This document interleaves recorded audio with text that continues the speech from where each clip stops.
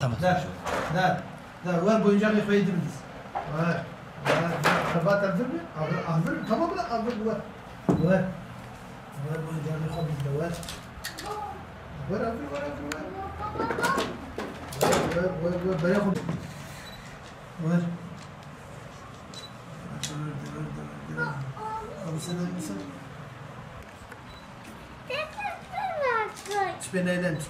Bismillahirrahmanirrahim. Bana bugün ezden haram. Zalli بالنهار لا كده عفرنا تكريش كاسي إذا تكريش ترشيك عفوا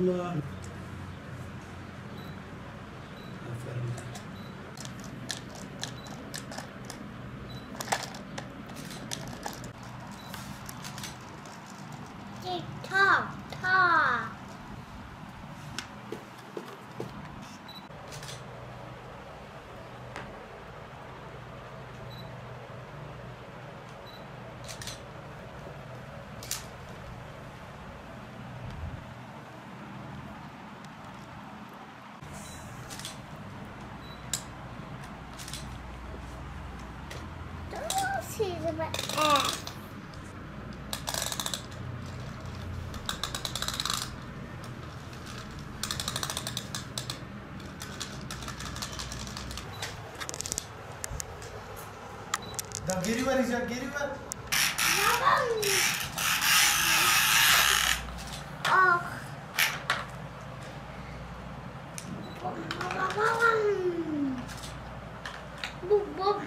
ده باجوجة ده حرب يلا هاد باجو فر هدي ها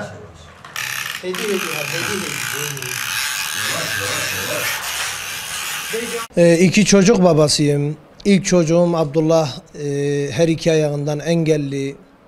Çocuğum yürüyemiyor. Her iki ayağında da hastalığın ismi sağlık dilinde tibiyal hemimeliye hastası. Her iki ayağında kaval kemiği eksikliği var. Çocuğum Türkiye'de gezmedik yer bırakmadım. Türkiye'nin her yerini gezdim. Bütün ortopedi dalında hangi doktorlar varsa hepsinin yanına gittim. Nereye gittiysem kapılar üstüme kapandı. Her iki ayağını keseceğiz, protez ayak yapacağız dediler. Tabi anne baba olarak bunu kabullenemedik. Çünkü hastalığı milyonda bir görünen bir hastalık. Dünyada sadece birkaç hekim tarafından yapılabiliyor.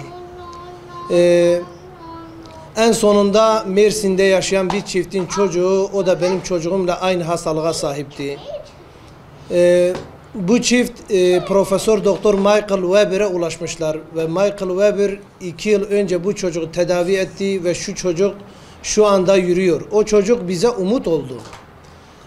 Biz hiçbir zaman umudumuzu yitirmedik. Ramazan ayında bir ay evvel Dubai'ye götürdüm çocuğumu. Yani imkanlar kısıtlı, dil yok. Tabii kendi aracımı sattım. Birkaç lira da borç alarak Dubai'ye gittim. Orada Profesör Doktor Michael Weber'e ulaştık, muayene ettirdi. 7 gün süreyle orada kaldım. Tedavi edebileceğini ve çocuğumun ayağı kesilmeden yürüyebileceğini söylüyor.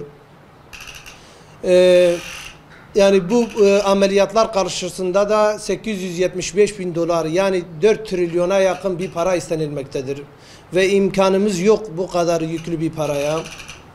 Hayırseverlerden ilk önce Reis-i Cumhur'dan, Cumhurbaşkanımızdan, ilk devlet başkanımızdan, Sayın Recep Tayyip Erdoğan'dan, eşi Emine Erdoğan hanımefendiden, Diyanet İşleri Başkanlığımızdan, Profesör Doktor Ali Erbaş hocamızdan, Diyanette çalışan din görevli kardeşlerimizden buna yani yükümüzü hafifletmelerini istiyoruz. Bu konuda bize yardımcı olmalarını istiyoruz.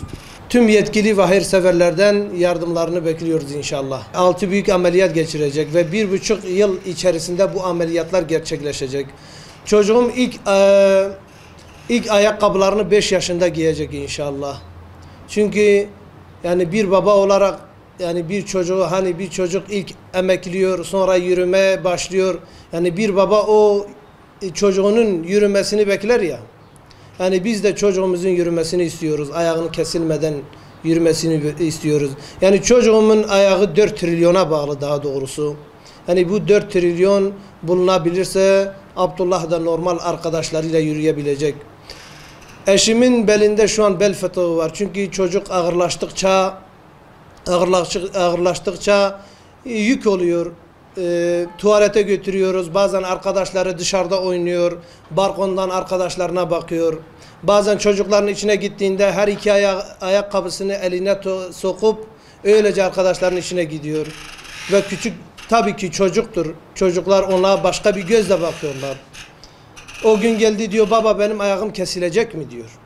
Çünkü herhalde duymuşlar Dubai'ye götürdüm. Çocuklar demiş senin ayağın kesilecek diye. Geldi o gün yemek bile yemedi çocuk. Bu para bulunmazsa yani çocuğumun yürümesi 4 trilyona bağlı eğer bu para bulunmazsa çocuğum ömür boyu yürüyemeyecek ve normal çocuklar gibi yürüyemeyecek insanların içine bile çıkamaz hale gelecek. Çünkü çocuk psikolojisi bellidir. Çocuktur.